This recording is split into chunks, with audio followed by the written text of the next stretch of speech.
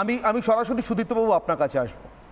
সময় একটু কম, বুঝতেই পারছেন, আমরা অনেকক্ষণ লাইভে ছিলাম, কিন্তু আমি তাও বলবো সুদীপ্তবাবু, যদি সত্যি সত্যি আপনারা বিতর্কের মতো করে করতে চান, আজকে সন্দেশখালীর সাধারণ মহিলারা কেন রাজ্যের মুখ্যমন্ত্রীর মতো এরকম একটা পদকে, এবং বিশেষ করে যিনি ছিলেন জনতার নয়নের মণি, বিশেষ করে মেয়েদের, মমতা বন্দ্যোপাধ্যায় কেউ ভোট দিক বা না দিক, বাড়ির মেয়েরা ভোট দেবে।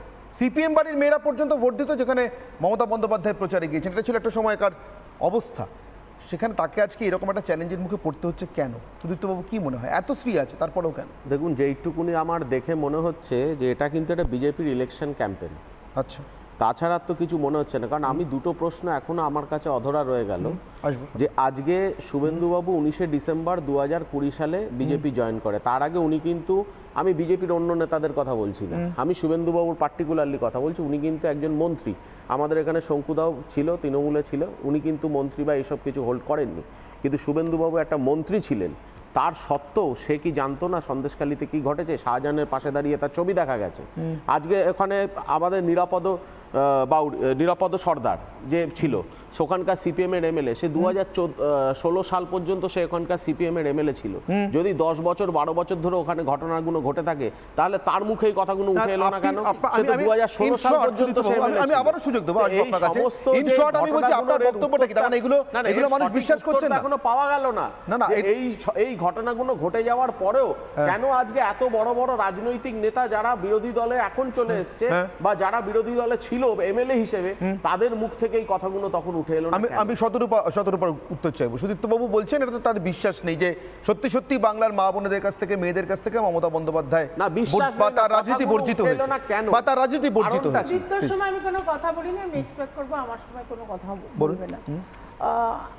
আজকে শোটা তুমি শুরু করেছিলে শ্রী নিয়ে, খুব সুন্দর অরুণিমা বললো, কিন্তু তারপরে যে অপূর্ব সুন্দর ফুটেজ তুমি দেখালে, শুভেন্দুদা হাঁটছেন রাস্তায়, পাঁচলার, উনি হাইওয়েতে নয় পাঁচলার ভেতরে ঢুকে গেছেন, দোকান টোকান দেখে আমার যা মনে হচ্ছিল। এবং এই যে স্বতঃস্ফূর্তভাবে পিপল কানেক্ট, একটু আগেই দেখালে যে একজন খুব বয়স্ক মহিলা এসে তার গলায় মালা দিল, এক্ষুনি একজনকে দেখালে বয়স্ক লোক জলের বোতল দিল এবং সঙ্গে ছবি তুলতে চাইলো।